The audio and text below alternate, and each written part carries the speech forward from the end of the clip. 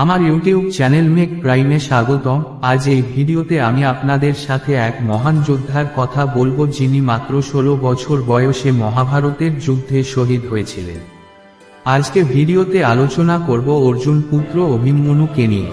বন্ধুরা, প্রাচীন ভারতীয় মহাকাব্য মহাভারতের একটি গুরুত্বপূর্ণ চরিত্র অভিমন্যু ছিলেন পাণ্ডবদের মধ্যে একজন। অর্জুন ও সুভদ্রার পুত্র।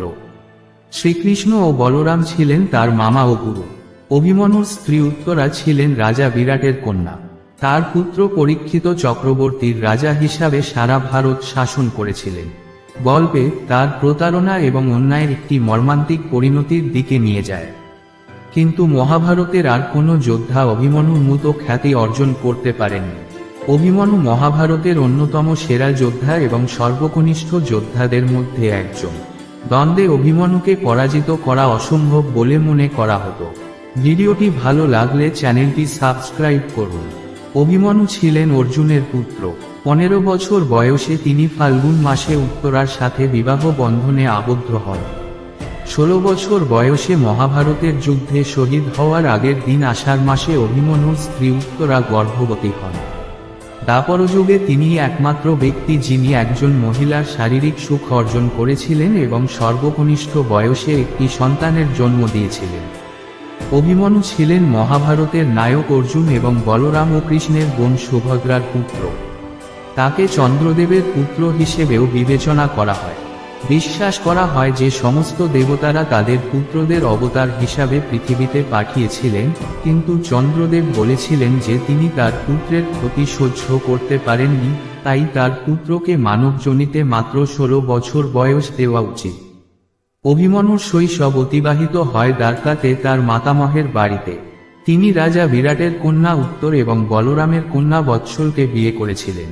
অভিমন্যুর মৃত্যুর পর জন্মগ্রহণকারী অভিমন্যুর পুত্র পরীক্ষিত ছিলেন কুরু রাজবংশের একমাত্র জীবিত পুরুষ সদস্য, যিনি যুদ্ধ শেষ হওয়ার পর পাণ্ডব বংশ বজায় রেখেছিলেন। অভিমন্যু একজন ব্যতিক্রমী যোদ্ধা ছিলেন। তিনি কৌরব পার্শ্ব কাঠামোর 7টি প্রবেশদ্বারের মধ্যে 6টি ভেদ করেছিলেন, যাকে চক্রব্যূহ বলা হতো। কিংবদন্তি অনুসারে অভিমন্যু মায়ের গর্ভে থাকাকালীন অর্জুনের মুখ থেকে চক্রব্যূহের রহস্য জানতে পেরেছিলেন। কিন্তু সুভদ্রা মাঝখানে ঘুমিয়ে থাকায় শাড়ি থেকে বের হওয়ার শব্দ শুনতে পায়নি। অভিমন্যুর মৃত্যুর কারণ ছিলেন জয়দ্রথ, যিনি অন্যান্য পাণ্ডবদের দলে প্রবেশ করতে বাধা দিয়েছিলেন। সম্ভবত এর সুযোগ নিয়ে কৌশলের শেষ পর্যায়ে কৌরব পক্ষের সমস্ত মহান ব্যক্তিরা যুদ্ধের মানদণ্ড ভুলে গিয়ে ছেলেটির উপর কান্নায় ভেঙে পড়েন, কারণ কৌরব পক্ষের কোনো যোদ্ধা দ্বন্দ্বে অভিমন্যুকে পরাজিত করতে পারেননি। কর্ণ, দ্রোণাচার্য, কৃপাচার্য, অশ্বত্থামা বা দুর্যোধনের মতো কোনো যোদ্ধা অভিমন্যুর সামনে দাঁড়াতে পারেননি। চক্রব্যূহের মধ্যে দ্বন্দ্বে অভিমন্যুকে পরাজিত করা অসম্ভব ছিল, যার কারণে কর্ণ ছলনা করে তার বিজয় ধনুক দিয়ে পিছন থেকে আঘাত করে রৌদ্রের ধনুক কেটে ফেলেন। রাগান্বিত অভিমন্যু কিছু বুঝতে পারতেই দ্রোণাচার্য তার রথকে আঘাত করেন। সুযোগ দেখে সমস্ত যোদ্ধারা অভিমন্যুর উপর কান্নায় ভেঙে পড়ে। দুর্যোধনের পুত্র লক্ষ্মণকে যমলোকের কাছে নিয়ে এসে অভিমন্যু দুর্যোধনের সামনে ধ্বংসকারী হিসাবে ঘৃণিত হয়ে পড়েছিলেন, কারণ দুর্যোধনের পরে কেবল লক্ষ্মণই রাজা হিসাবে শাসন করতেন। এমন পরিস্থিতিতে অভিমন্যুকে সমস্ত কৌরব মহারথীর ক্রোধ, প্রতারণা এবং অধার্মিকতার মুখোমুখি হতে হয়েছিল। সেই কারণেই তাকে হত্যা করা হয়েছে। কিন্তু তবুও অভিমন্যু শেষ পর্যন্ত ধর্ম ত্যাগ করেননি। মামা শ্রীকৃষ্ণের একটি নাম রণছোড়, কিন্তু অভিমন্যুর শিক্ষায় তার বড় কাকা শ্রী বলরামের শিক্ষা আরও বেশি দৃশ্যমান বলে মনে হয়। কর্ণ শেষ মুহূর্তে অভিমন্যুকে সেরা তীরন্দাজ হিসেবে বিবেচনা করতেন। তাহারা অত্যন্ত লজ্জিত হইল। অভিমন্যুর মৃত্যুর প্রতিশোধ নিতে অর্জুন জয়দ্রথকে হত্যা করার শপথ নেন। ভিডিওটি ভালো লাগলে চ্যানেলটি সাবস্ক্রাইব করুন। অর্জুনের প্রকৃত উত্তরসূরি অভিমন্যু ছিলেন বিশ্বের অন্যতম সেরা তীরন্দাজ। শৈশব থেকেই অভিমন্যুকে যুদ্ধকলায় একজন ভালো খেলোয়াড় হিসেবে বিবেচনা করা হতো। অর্জুন তার পুত্র অভিমন্যুকে পরাশক্তি এবং মার্শাল আর্টের সমস্ত গোপন রহস্য শিখিয়েছিলেন। বীর অভিমন্যুর বয়স ছিল মাত্র 16 বছর, কিন্তু বীর অভিমন্যুর সাহস, বীরত্ব ছিল অতুলনীয়। সাহসী অভিমন্যু সকলের কাছে নিজেকে একজন সাহসী ও মহান যোদ্ধা হিসাবে প্রমাণ করেছিলেন। তৃতীয় পাণ্ডব অর্জুনের পরম বন্ধু কৃষ্ণের বোন সুভদ্রার ঘরে অভিমন্যু জন্মগ্রহণ করেন। পাণ্ডবরা পাশার খেলায় হেরে যাওয়ার পর দ্রৌপদী সহ সমস্ত পাণ্ডবকে 13 বছরের জন্য নির্বাসনে পাঠানো হয়। এই সময়কালে সুভদ্রা দ্বারকে তার ভাইদের সাথে থাকতেন, যেখানে তিনি তার পরিবারের সদস্যদের সাথে অভিমন্যুকে বড় করেছিলেন। তিনি প্রদ্যুম্ন, বলরাম এবং কৃষ্ণের কাছ থেকে অস্ত্র ও যুদ্ধের প্রশিক্ষণ নিয়েছিলেন। অভিমন্যুকে বলরাম একটি ধনুক দিয়েছিলেন। পাণ্ডবদের নির্বাসন শেষ হওয়ার পর দুর্যোধন তাদের সম্পদ ফেরত দিতে রাজি হননি। সুতরাং পাণ্ডবদের তাদের কর্তৃত্ব পুনরুদ্ধারের জন্য একটি যুদ্ধ করতে হয়েছিল। লোককাহিনী অনুসারে অভিমন্যু যখন তার মায়ের গর্ভে ছিলেন, তখন তিনি চক্রব্যূহ সম্পর্কে শুনেছিলেন এবং অর্ধেক জ্ঞান অর্জন করে চক্রব্যূহে প্রবেশ করেছিলেন। যাই হোক, মহাকাব্যে অভিমন্যু অর্জুনের কাছ থেকে চক্রব্যূহে প্রবেশ করতে শেখেন। কুরুক্ষেত্রের যুদ্ধের আগে পাণ্ডবরা মৎস্য রাজ্যের রাজা বিরাটের কাছে থাকতেন। তিনি অর্জুনকে তার কন্যা উত্তরাকে বিয়ে করতে বলেছিলেন, কিন্তু অর্জুন তাকে বিয়ে করতে অস্বীকার করেছিলেন, কারণ তিনি অন্যময়দের সময় তার শিক্ষক ছিলেন।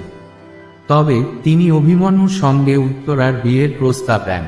অভিমন্যু তাকে বিয়ে করতে রাজি হন এবং তারা উপলব্ধ শহরে বিয়ে করেন। ভিডিওটি ভালো লাগলে চ্যানেলটি সাবস্ক্রাইব করুন।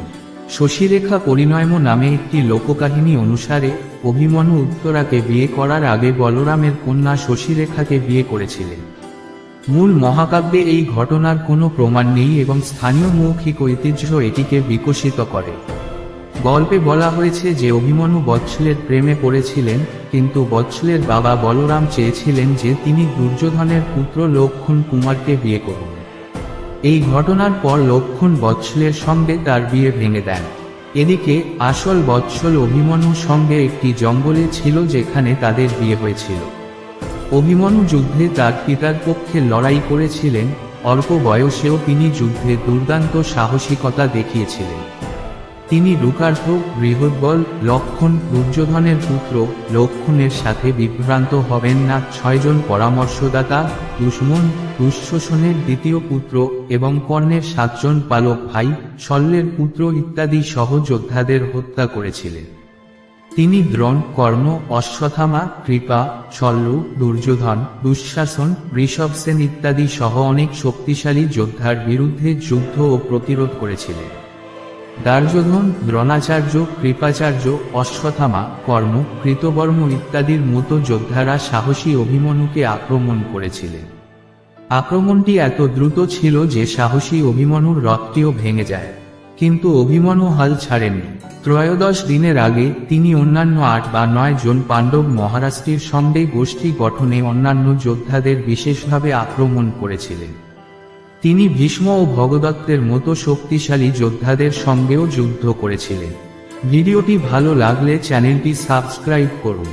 যুদ্ধের 13তম দিনে শর্মা ও ত্রিগর্ত অর্জুনকে দক্ষিণে ফিরিয়ে আনেন। তার অনুপস্থিতির সুযোগ নিয়ে দুর্যোধন ও তার সহযোগীরা যুধিষ্ঠিরকে ফাঁদে ফেলার পরিকল্পনা করেছিলেন যাতে যুদ্ধ দ্রুত বন্ধ করা যায় এবং অনেক সেনাবাহিনীকে হারাতে না হয়। কৌরবদের সেনাবাহিনী দ্রোণাচার্যের নেতৃত্বে চক্রব্যূহ নির্মাণ করেছিল।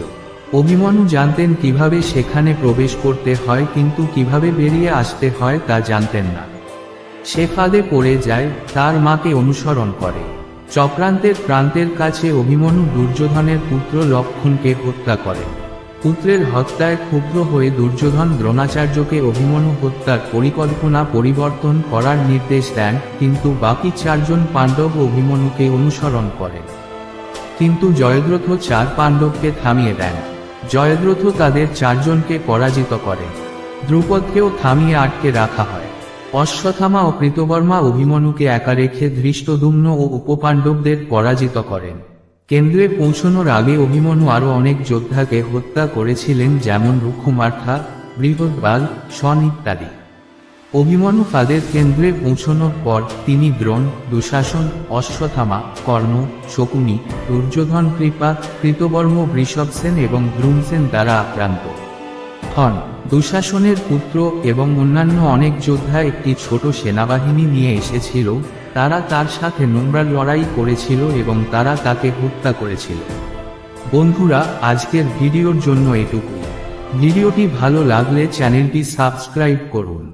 আগামীকাল একটি নতুন ভিডিও নিয়ে আপনাদের সামনে আবারও উপস্থিত হব। যতদিন আপনি সুখী এবং সুস্থ থাকবেন। আমি আজকের মতো বিদায় নিচ্ছি।